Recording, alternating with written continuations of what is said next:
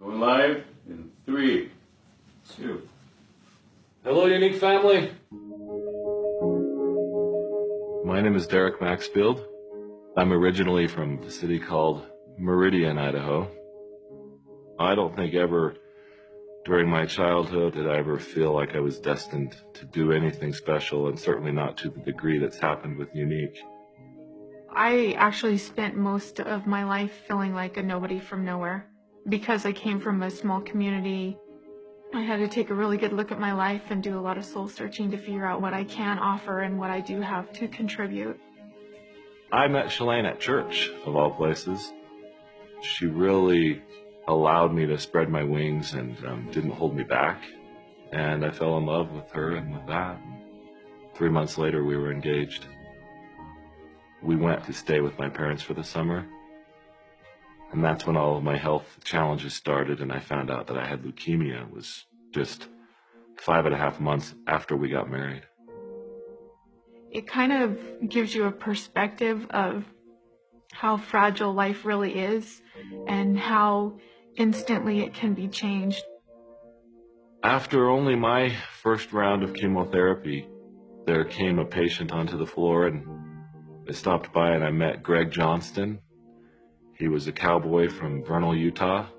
We formed a bond really quickly because I was his source of knowledge to know what he was about to go through. We both like to consult as well. And Mentos. And Mentos. But he reacted to the treatments in a completely different way than I did. I started to accept that he wasn't going to make it. He would ask about my faith and what I wanted to do with my life after I was out of the hospital. The last time that I ever saw him, I came back to the hospital for my first checkup. And Greg was back in the ICU. I went into the ICU and I knelt down by his bed. And so I grabbed his hand and I said, "Greg, I want you to make it back up to the floor one more time." And he squeezed it back and he said, "Derek, it's okay." But he asked me to live for us both and to do something great with my life. I accepted it that day, but I had no idea how I would do that. He passed away soon after that. The thought of needing and wanting to do something great with my life, I think I had convinced myself that I had a long life ahead of me. It just wasn't possible for me right then. I got a job with a company here in Utah. They had a little basketball team, and we would go play every day for our lunch break. I came down, cracked skulls with the guy who I was guarding at the time, and we drove, of all places, to the same hospital where I had had all my treatments just a few years prior. I was in surgery for 5.5 hours. For the reasons that are only known to God, they put me in room 522, which was Greg's room. And I wasn't conscious enough or coherent enough to really know why I was there, but I knew I was back.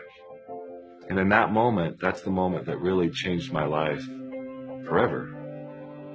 Because I had a clear message to me, and it was, "Exactly, Derek. You're right back in the same place. The same place, and you're using the same excuses." That moment changed my life.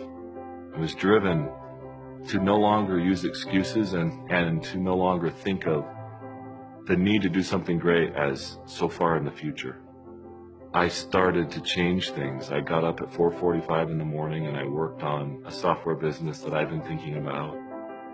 I did that for 1.5 years. And then in the beginning of 2004, I started my own business.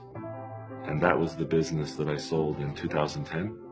And I was thinking about what I wanted to do with my life. And I was driving home one day and I was talking to Shalane about someone who had been sexually abused. And it always troubled me and bothered me that a woman would take guilt on herself for what someone else had done. And And I said, Shalane, that's not fair. Somebody should do something about that. And I knew that somebody was me, and that something was to start another company that could be successful enough to fund that cause.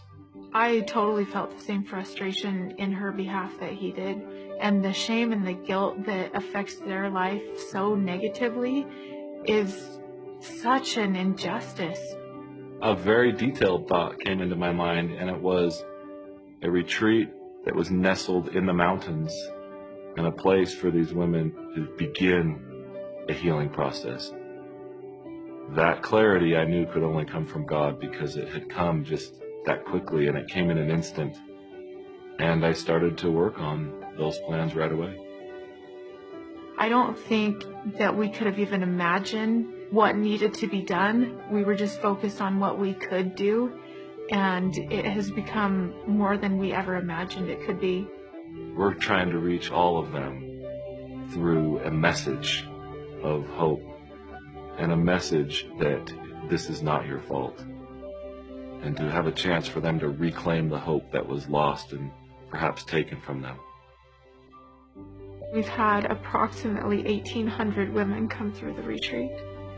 I see faces every time I hear the number. It's Sarah, and it's Heather, and it's Heidi, and it's Amanda. It's not just numbers for me, it's people. I think when you give someone hope, they can then become the steward of their own healing. But that's the point, is that we simply open the door, help them feel that there is hope. And that's the goal of the retreat. And I think that we are accomplishing that. I'm grateful for all the people that drive Younique and all the presenters out there, because it is through them that we really accomplish the means by which we can support this cause. I think we're getting there, and I think that the army that we do have now is such a tremendous base. They are such a force for good.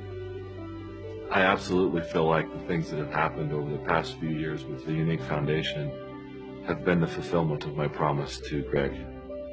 I could die now and see him and feel like I kept that promise.